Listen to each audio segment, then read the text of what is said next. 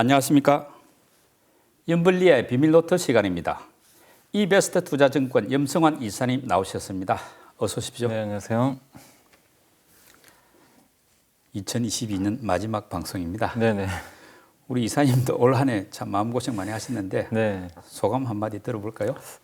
정말 저도 그렇지만 투자하신 분은 더 힘드셨을 것 같아요. 2022년도는 정말 악재가 악재를 꼬리를 물었지만 주식시장도 역시 끝없이 좀 하락을 하는 그런 어떻게 보면 이렇게 급락하는 경우가 10년에 한 번 나올까 말까 하는 장세거든요. 예. 그런 장세가 올해 좀 나왔는데 어쨌든 많은 분들이 힘드셨겠지만 그렇지만 이게 겨울 지나면 또 봄도 오잖아요. 네. 그래서 주식시장도 다시 한번 좀 봄이 찾아오기를 좀 한번 기대해 보겠습니다. 예, 새해는 봄이 오겠죠. 네네. 예. 먼저 이번 주 증시를 움직였던 주요 이슈들 한번 점검하고 시작하겠습니다. 네. 금주는 미국도 월요일 날 휴장이어가지고 이렇게 아주 굵직한 지표 발표나 그런 건 없었어요. 근데 이제 우리 한국은 배당락이 있었죠. 네. 그래서 배당락에 또 증시가 좀 많이 좀 급락을 했었고 또 한 가지가 테슬라 충격파가 너무 컸던 것 같아요. 예. 그러니까 테슬라가 일론 머스크 자체 문제면은 우리나라에 큰 영향 안 주는데 이게 이제 전기차 안 팔리는 거 아니냐. 이 수요 문제. 이게 불거지다 보니까 우리나라 증시에도 역시 2차 전지 쪽에 예. 충격파가 좀 시총이 있었던. 크니까. 네, 맞습니다. 그리고 이게 또 한 가지가 아이러니한데 중국이 리오프닝 하는 건 분명 호재거든요. 네. 근데 당장은 또 이거 악재 아니냐. 왜냐하면 확진자 너무 늘어나니까 경제 활동이 또 이거 또 마비될 것 같다. 이런 이제 우려가 나오면서 실제 이게 미국 증시도 영향을 줬어요. 그래서 이 중국 리오프닝이 오히려 단기로는 좀 악재로 이번 주엔 좀 작용했고 또 한국 증시만의 좀 특징인데 연말에 항상 대주주 양도 차익과세 회피 물량 예. 그게 이제 주 초반에 나왔었죠. 그래서 개인들이 많이 팔았다가 또 다시 이제 배당락부터 좀 매수를 좀 하긴 했는데 역시 세금 이슈가 이번 주에도 역시 매년 반복이 됐지만 올해도 다시 한번 좀 반복이 되는 그런 모습이 좀 나왔던 것 같습니다. 어쨌든 전체적으로 큰 이슈는 없었지만 좋을 만한 뉴스는 사실 없었어요. 예. 이렇게 중국 리오프닝마저도 좀 악재로 이게 해석이 되다 보니까 네. 이번 한 주는 정말 또 힘들었던 한 주가 계속 이어졌던 것 같습니다. 예, 27일 화요일 날 배당 확정일 하고 네. 그 다음 날 28일 수요일 날 이제 배당락 그게 이번 주 최대 변수였는데 그 이후에도 목요일까지도 배당락 현상이 있는 것 같더라고요. 네. 이런 배당락 정도가 예년하고 비교해 보면 어떻습니까? 더 심한 편이 아니었나요? 배당락은 이제 항상 비슷하긴 한데 예. 올해가 특히 안 좋은 건 맞아요. 작년에는 마이너스 1.39%가 배당락이었습니다. 근데 어쨌든 그게 2,978인데 실제 작년에는 지수가 2,993에 끝났거든요. 예. 그러니까 사실상 배당락 감안하면 올라서 끝난 거죠. 근데 올해는 한 증권사에서 추정을 하기로는 마이너스 1.56% 정도로 예상을 했어요. 근데 우리나라가 수요일이었죠. 예, 수요일 날 배당락이었는데 그때 지수가 2.2% 빠졌거든요. 예. 그럼 실제로는 0.7% 하락한 거죠. 아. 그러니까 보통 지난 몇 년간을 보면요. 배당락보다는 항상 증시가 위에서 끝났어요. 근데 올해는 그거보다 더 밑에서 끝났기 때문에 예.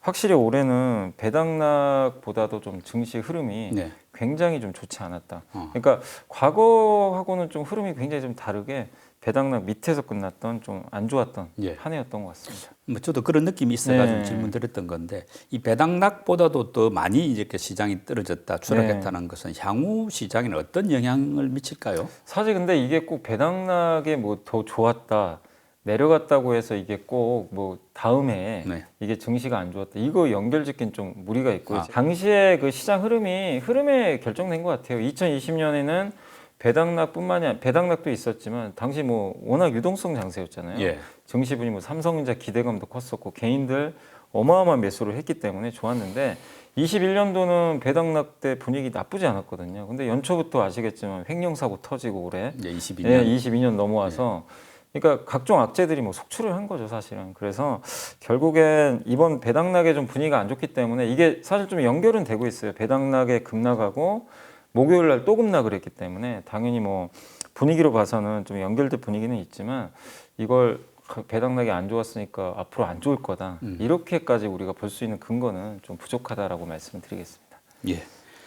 지금 이제 북반구가 한파다 보니까 막 미국 같은 경우는 가스관이 이렇게 막 얼어붙고 하면서 천연가스 생산량에 차질이 있다 이런 네. 기사들이 있더라고요. 그렇다 보면은 이제 이게 에너지 가격을 자극하고 또 물가를 이렇게 올릴 수 있는 이런 우려도 있는데 상황은 어떤가요? 일단 지금 미국 본토 48개 주 천연가스 공급량이 일단 10% 정도 감소를 했다라고 하고요. 천연가스 이제 수요가 급증하기 시작했다고 합니다. 왜냐하면 지금 한파 오니까 난방을 해야 되니까요. 그래서 지금 미국은 발전 원료의 31%가 천연가스로 하거든요. 그래서 굉장히 의존도가 좀 높은 건 사실인데 다만 옛날과 다른 점은 이렇게 이제 공급 이슈가 또 생겼는데 천연가스 가격이 크게 오르진 않고 있어요. 이번에 저도 이제 데이터 봤거든요. 1.6%밖에 안 올랐습니다. 아, 그런가요? 예. 그러니까 실제로 이렇게 왜 안, 그러니까 왜냐하면 유럽은 사실 천연가스 올해 부족해서 한번 확 오른 적이 있었잖아요. 요즘 유럽은 별 문제가 없죠. 예. 근데 유럽은 완전히 오히려 지금 저도 유럽을 좀 찾아보니까 그 고점 대비 마이너스 75% 빠졌어요. 천연가스 가격이. 엄청 그러니까 빠졌네. 어마어마하게 빠졌어요. 그러니까 예. 우크라이나 전쟁 전으로 돌아갔어요. 아, 왜냐하면 지금 유럽에서 엄청나게 노력을 했는지 모르겠지만 천연가스 재고를 많이 쌓아놨어요. 그리고 날씨도 따뜻하다고 합니다. 유럽은 또 유럽은 예. 아. 그래서 유럽은 이제 오히려 이제 리스크가 완화되는데 이제 걱정은 또 미국이잖아요. 미국에서 사와야 되는데 유럽으로. 네, 이제 그게 좀 걱정은 되는데 근데 미국은 뭐 거대한 생산 기지들이 있으니까 아마 그렇기 때문에 한파 때문에 좀 일시적인 변동성이 있다 하더라도 결국 한파도 잡힐 걸로 보이고 자기네가 자체 생산하는 물량들이 좀 있다 보니까 아직도 또 재고에 좀 여유도 있고 하니까 그래서 좀 이렇게 이 물가에 예. 큰 영향은 지금 아직까지는 주고 있지는 않다. 근데 이제 한파가 장기화된다면 또 문제가 생길 수 있으니까 이거는 다음 주까지 우리가 좀 체크는 계속 해야 될 것 같습니다. 예. 그 연말에 이제 미국 기술주들이 부진한 게 나스닥에 이게 우리 증시에 이제 상당히 뭐 부담으로 작용했는데 지금 보면 이제 그 미국 10년물 국채 금리가 3.7, 3.8%로 다시 살짝 높아졌지 않습니까? 아마 이게 네. 원인인 것 같은데 이런 상황이라면 뭐 당분간 우리 저 뭐 성장주를 비롯해서 정치가 조금 힘을 못 받지 않을까 우려되는데 그건 어떻게 보십니까? 당연히 이제 금리 오르는 건 좋은 건 아니에요. 그러니까 이게 왜냐하면 밸류에이션 그러니까 이 PER이라고 그러죠. PER을 이제 할인을 시켜버리니까 금리가 자꾸 오르면 사실 올해 보면 뭐 그 버티던 테슬라도 망가져 버렸잖아요. 예. 그 이유가 사실은 여러 가지가 있지만 사실 금리 상승도 하나의 원인이거든요. 금리가 시중금리 예, 말씀이죠. 맞습니다. 이게 사실 기준금리가 0에서 4.5까지 갔잖아요. 한 예. 번에. 그리고 당연히 그 미국의 10년물 국채 금리도 한때 4% 넘어갔잖아요. 예. 순식간에.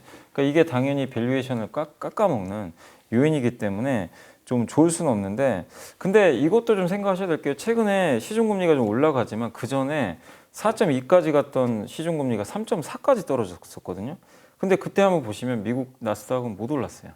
근데 국채금리 이 떨어지는 구간에서도 테슬라는 계속 폭락을 하고 있었고 빅테크 기업들도 애플도 이번 신저가를 냈는데 힘을 지금 전혀 못 받았거든요. 그래서 저는 이게 꼭 금리만의 문제일까 그거 같지는 않고 네. 금리 이면에 결국엔 좀 제일 문제가 수요 문제인 것 같아요. 애플이 그 우리나라 시간으로 이제 목요일 날 새벽이었죠. 새벽에 주가가 3% 급락해서 이제 신저가로 떨어졌는데 그 원인을 좀 찾아보니까 내년에 출하량 전망치가 낮아졌어요. 네. 그러니까 결국 수요 문제죠 지금. 아이폰 말씀이죠. 아이폰도. 예. 예. 그러니까 결국엔 테슬라 그 다음에 이 브랜드 가치가 높은 애플마저도 결국 물론 이제 가장 근본 원인은 거기 금리는 있겠죠. 금리가 너무 오르니까 당연히 수요가 위축되지만 어쨌든 모든 것들이 지금 수요에 기반한 수요가 위축되고 경기 침체 오니까 야 결국 1, 2등 기업도 이게 못 버티는구나. 이게 결국엔 미국 기술주들한테 악재로 작용했고 이 미국 기술주가 당연히 안 좋으면 거기에 반도체나 뭐 각종 부품들을 우리가 납품을 하잖아요. 뭐 2차전지 마찬가지고 당연히 전방 산업이 꺾이면 안 좋죠. 우린 중간재니까. 그래서 이 금리 상승의 부담과 이 수요 둔화 이 두 가지가 맞물려 가지고 어쨌든 좀 증시에 상당한 좀 부담이 되지 않았나라고 좀 보고 있고 이게 만약에 시중금리가 근데 여기서 좀 진정되고 그래도 조금 좀 안정화되면 그래도 주가가 좀 지지는 할 텐데 만약에 또 아까 물어보신 대로 시중금리가 계속 오르면 주가 반등이 좀 쉽지는 않겠죠. 예. 네, 그래서 지금은 굉장히 이중고에 좀 빠져 있는 그런 상황인 것 같습니다. 예. 근데 거기다가 이제 중국이 새해부터 네. 뭐 입국자 강제 격리를 이제 하지 않는다, 중단한다 네네. 이렇게 하면서 말하자면 제로 코로나를 이제 뭐 사실상 종료하는 거죠. 그럼 뭐 세계적으로 기대들이 컸는데 막상 이제 방역을 완화하니까 막 확진자가 막 늘어나면서 이게 이제 경제에 뭐 좋은 호재가 될 거다 생각했는데 지금 적어도 단기적으로는 오히려 뭐 글로벌 또 코로나 재유행 우려 생기면서 악재가 네. 되고 있지 않습니까? 네. 그렇다 보니까 이제 중국 소비 관련주도 한때 올랐다가 다시 좀 주춤거리더라고요. 네네. 이건 어떻게 좀 보십니까? 새해까지 이렇게 쭉 본다면. 일단 중국 소비주도 진짜 너무 셌거든요. 너무 강했는데 그 목요일을 기점으로 해서 이게 급락하는 모습이 나오더라고요. 이제 말씀하신 대로 이유는 좀 있어요. 너무 많이 오른 것도 사실이고. 근데 우리가 리오프닝에서 사람들이 이제 밖에 나가고 소비할 줄 알았는데 그게 아니에요. 예. 소비하는 게 아니라 그냥 이제는 강제 격리가 아니라 이 자가 격리라고 있어요. 본인들이 스스로 밖에 안 나가 버립니다. 우리도 사실 그렇게 했잖아요. 사실은 올 연초에 하루에 뭐 50만 명 정도 한국도 있었던 것 같아요. 예. 예.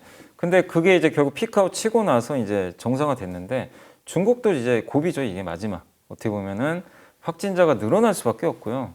그 피크아웃이 언제냐의 문제인데 지금은 어쨌든 경제 활동이 더 안 좋아질 수밖에 없다 보니까 이 주가는 달렸는데 네. 이게 아닌데 예. 약간 이제 현타가 오는 거죠. 네. 그리고 주가는 항상 먼저 반영을 해요. 근데 그 다음에 오르고 나서 뭘 생각하냐면요. 항상 시장은 그래서 매출이 얼마 늘 건데 이걸 또 검증을 하거든요. 근데 지금 당장 매출이 안 나와요. 기대만 한 거죠. 예. 왜냐하면 지금 사람들이 뭐 화장품을 사야 되는데 그것도 좀 사실 아닌 것 같고 또 한 가지가 이게 여행 항공주가 뒤늦게 갔거든요. 네. 근데 왜냐하면 이제 입국자 격리 다 해제했잖아요. 그러니까요. 이제 중국 사람도 오나보나 했는데 그 중국에서 출발했던 이탈리아행 비행기가 밀라노 말씀이죠. 네, 밀라노 예. 절반이 확진자라고 하더라고요. 예. 그럼 이제 입국이 다시 그 다른 나라에서는 중국인들을 또 안 받아줄 수도 있어요. 그러니까 이게 오히려 단기적으로 좀 악재로 지금 갑자기 둔갑이 돼 버렸어요. 그러니까요. 예, 그래서 중장기적으로는 분명히 호재 맞습니다.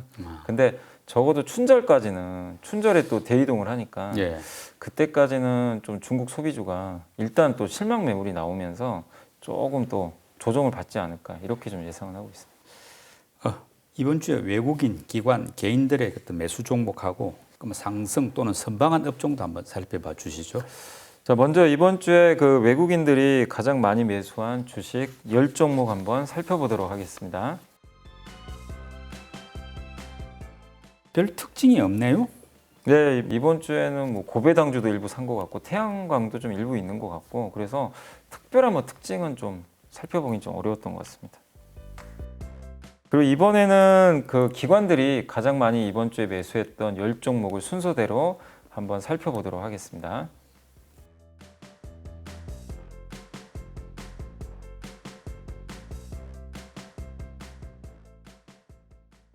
자, 이번에는 그 개인 투자자분들이 이번 주에 가장 많이 매수했던 10종목을 한번 살펴보도록 하겠습니다.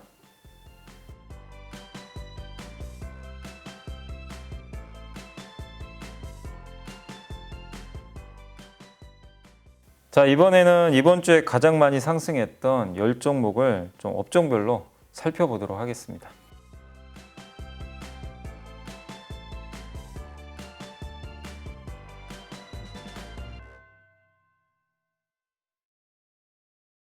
못 오른 업종도 있는데 그럴 정도로 상승한 업종이 많지가 않네요. 네, 맞습니다. 장이 안 좋았으니까. 네. 이렇게 상승했거나 조금 선방한 업종 가운데 강세 흐름이 연초까지도 좀 지속될 수 있다. 이렇게 보이는 분야는 어느 쪽입니까? 일단 지금 시장이 워낙 안 좋기 때문에 이게 연속해서 뭐 이어질지는 좀 지켜봐야 되겠지만 일단 제가 봤을 때는 그 오른 업종들 중에서는 중국 소비주가 여전히 좀 있긴 있어요. 근데 중국 소비주는 조금 쉬어갈 수밖에 없는 것 같아요. 그 부분 때문에. 그래서 만약에 좀 그 다음 주에도 이게 연결이 된다면 제가 봤을 땐 게임주.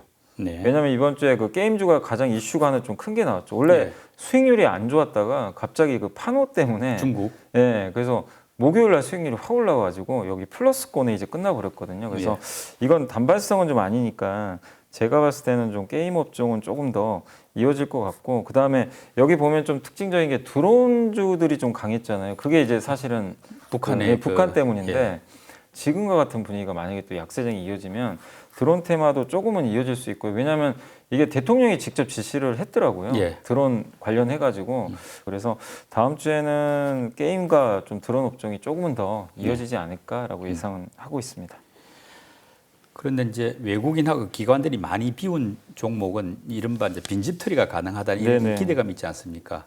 올해 뭐 외국인 기관도 많이 판 걸로 알고 있는데 그 중에서도 가장 많이 판 상위 5종목씩 한번 살펴봐 주셨으면 네, 합니다. 먼저 그 외국인들이 가장 많이 판 거는 삼성전자입니다. 예상대로네요. 네, 삼성전자가 8.5조 원. 사실 이게 삼성전자 8.5조 판 게요. 외국인이 올해 전체 판 금액하고 똑같아요. 네. 그러니까 순매도랑 비슷하다고 보시면 되겠고, 두 번째가 네이버입니다. 3조 원. 그 세 번째가 카카오 1.7조 원. 네 번째가 LG생활건강이고요. 8,900억을 매도했고요. 에코프로비엠이 마지막인데 8,700억을 순매도를 했습니다. 그리고 이제 기관 투자들 같은 경우는 역시 똑같습니다. 삼성전자를 가장 많이 팔았는데 7.5조 원을 순매도했고요. SK하이닉스를 2.6조 원, 우리금융지주를 1조 원, 그리고 기아를 8,200억, 마지막으로 현대차를 7,600억 정도 순매도를 했습니다.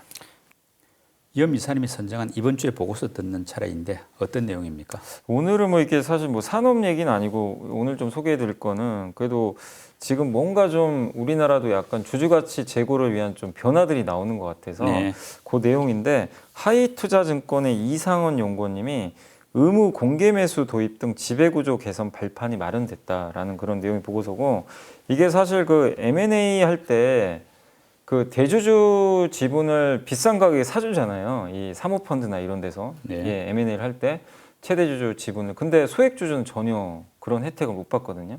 그래서 이제 그걸 방지하기 위해서 25년 만에 의무 공개 매수 제도가 이번에 재도입된다라는 이제 내용이 이번에 공개가 됐었죠. 예. 그래서 아마 내년부터 이게 아마 이제 자본시장법이 개정이 되면 할 것 같은데 다만 이제 100%다 사주는 건 아니고요. 이번에 나왔던 내용이 그 만약에 이게 예를 들면 최대 주주가 지분을 자기가 30%를 팔아요. 예.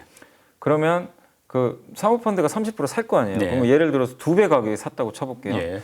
지금 같은 경우는 나머지 소액 주주는 아무런 혜택이 없죠. 예.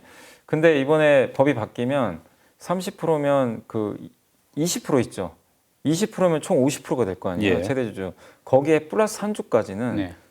최대 주주랑 똑같은 가격에 사줘야 됩니다. 아, 그럼 예를 들면 20%의 소액 주주분들은 살 수가 있어요. 네. 이제 팔 수가 있는 건데 다만 소액 주주분들 중에서 공개 매수를 신청을 하셔야 돼요. 예. 난 공개 매수 신청하겠다. 내 주식 사가라. 네. 이렇게 하면은 20%를 무조건 사줘야 됩니다. 예. 근데 이제 만약에 이게 아니라 그 30% 했는데 60% 주주분들이 나 공개 매수 네. 하겠다. 그럼 60%를 사야 되잖아요. 근데 규정은 50%까지거든요, 총. 그러면은 그 50 중에서 30은 이제 대주주 거니까 20 남았으니까 네. 60이면은 3분의 1 맞습니다. 예. 정확하게 n분의 3분의 1을 해가지고 그것만 딱 사주게 돼 있어요.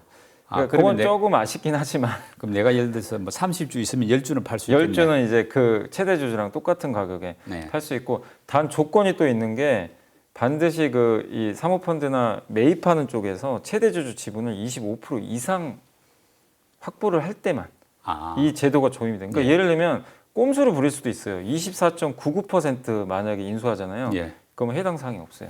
그렇게 되면 비난 받아야 예, 되죠. 비단 받으니까. 그래서 아마 그런 일을 안 하겠지만 예. 근데 어쨌든 이제 25% 이상 이렇게 하게 되면 이제는 그 50 합쳐서 50% 지분까지는 네. 일단 사준다. 사실 이제 이런 게 없었기 때문에 예. 어쨌든 이거 하는 것만으로도 굉장히 좀 일단은 도움은 환영할 되겠네요. 예, 당연히 저는 좀 긍정적인 방향으로 가겠고 이게 조금 더 활성화되면 나중에 100%할 수도 있는 거죠. 예. 그리고 두 번째가 여기 나왔던 내용이 물적 분할 내용인데 이제 이 내용을 들어보시면요. 이제 물적 분할 사실상 거의 불가능해진 것 같아요. 예. 왜냐하면 물적 분할을 하게 되면요. 이제는 주주 보호를 위한 공시가 강화돼서 왜 물적 분할을 하고 어떤 이유고 그러니까 이걸 명확하게 밝혀줘야 돼요. 굉장히 세세하게.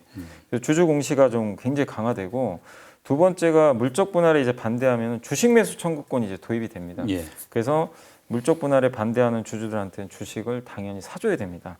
그래서 이게 당연히 굉장히 좀 기업 입장에서 부담되거든요. 네. 자기 돈 들여가지고 이걸 사줘야 되기 때문에 그동안 지나칠 정도로 물적 분할해가지고 주주 가치를 예, 떨어뜨리는 떨어뜨렸죠. 사례가 많았죠. 예. 그래서 이게 비용 부담이 있으면 사실 물적 분할을 할 이유가 없어지는 거죠. 예. 실제로 올해 풍산이었나요? DB 하이텍. 제가 네. 알기로는 이 몇몇 기업들이 하려다 취소한 걸로 제가 알고 그 있거든요. 소액 주주들이 반대를 네. 했죠. 그래서 지금 상당히 이것도 의미 있는 그런 좀 제도가 이제 시행이 될 것 같고, 그 다음에 거래소가 심사를 엄청 강화합니다. 그래서 야, 너 왜 상장을 하는 건데 이렇게 해가지고 굉장히 타이트하게 감사를 한다고 하더라고요. 네. 그래서 사실상 이 제도가 시행이 되면 제가 봤을 때는 이런 걸 지금 알면서도 상장, 그러니까 물적 분할을 하고 상장까지 할 가능성은 사실상 별로 없어진 것 같아요. 그 마지막으로 하나가 더 있는 게 자사주예요. 예. 자사주 매입하면 우리 다 좋다고 생각하잖아요. 호재로 네, 보죠. 호재인데 사실상 내용을 보면 그건 아닙니다. 왜냐하면 미국은요, 자사주를 매입하는 순간 이게 유통 물량이 없어지고요, 그거를 팔 수가 없어요. 아, 소각하는 효과가 있네요. 네, 그래서 일단 소각을 해야 됩니다. 자사주 사는 순간, 그 자동 소각이죠, 사실상. 네. 근데 우리 한국은 자사주를 사도요, 소각을 하든 팔든 이거는 기업이 알아서 해야 돼요. 예. 그러니까 자동 소각이 아니에요. 그러니까 자사주를 매입을 했는데 이거를 주로 어디다 쓰냐면 경영권 방어 수단으로 씁니다. 그렇죠. 예, 왜냐하면 서로 이제 예, 자사주 교환해가지고. 교환해가지고 예. 예를 들면 어떤 회사가 이 회사를 그 경영권 분쟁에 소용돌이에 말렸어요. 네. 그러면 우호 회사한테 예. 자사주를 매각해버립니다. 그러니까요. 그럼 이건 허용이 돼요. 그러면 이제 우호 지분이 확보되는 거죠, 자사주가. 근데 이거는 주주 가치랑 사실 상관이 없어요. 그러면 이거 사람들이 봤을 때 야, 주식수 줄어드는구나. 근데 경영권 방어하는 순간 다시 늘어나요. 네. 그리고 자사주를 매입한 다음에 처분하는 경우도 되게 많이 있습니다. 뭐 직원들한테 뭐 상여금을 주기 위해서 처분하는 경우도 있고, 아마 공시 보시면요, 아마 그거 많이 보셨을 거예요. 자사주 매각 네. 이유를 보면 직원 상여금 예. 이런 게 많아요. 근데 이것도 역시 주주 가치 떨어뜨리는 거죠. 예. 그래서 한국도 이거를 좀 제도적으로 좀 개선해야 되는 거 아니냐. 그러니까 미국처럼 예. 자사주가 사실 유통되면 안 되거든요. 근데 우리나라는 유통할 수 있게 해놨어요. 그래서 이런 부분들이 좀 있기 때문에 이게 주주 가치까지 좋아지려면 네. 자사주 소각이 자동으로 될 수 있게. 이건 되네요. 내년에 제도화 된 게 아니라는 아니죠. 말씀이죠. 예. 근데 이분이 쓰신 거예요. 네. 자사주도 이런 식으로 좀 바뀌어야 되는데 아. 아직 우리 한국은 그러니까 자사주 매입만 가지고 호재라고 할 수는 없다. 예. 이 내용을 좀 담았다라고 보시면 좋겠습니다. 결국은 어떤 지배 구조 개선 통해서 어떤 주주 가치 회복 또 제고하는 이런 문제가 좀 더 활성화돼야 되겠다. 네. 2023년에는 네, 그런 맞습니다. 메시지가 담긴 보고서로 보면 되겠네요. 그러니까 이제 말씀드린 대로 좀 하나씩 뭔가 좋아지고는 있어요. 아까 예. 예전에는 물적 분할 막을 방법도 없었고 M&A 해도 그냥 주주는 피해만 봤지만 이제는 고쳐졌고, 그리고 자사주까지만 이걸 해주면 네. 확실히 이제 정말 우리나라 이 디스카운트는 조금씩 해소될 수 있다라는 내용인 것 같습니다. 우리 이사님은 2023년 한 해를 통틀어서 좀 유망해 보이는 업종을 꼽는다면 어떤 쪽입니까? 이제 좀 길게 봐야 되니까, 그래서 저는 당부드리고 싶은 게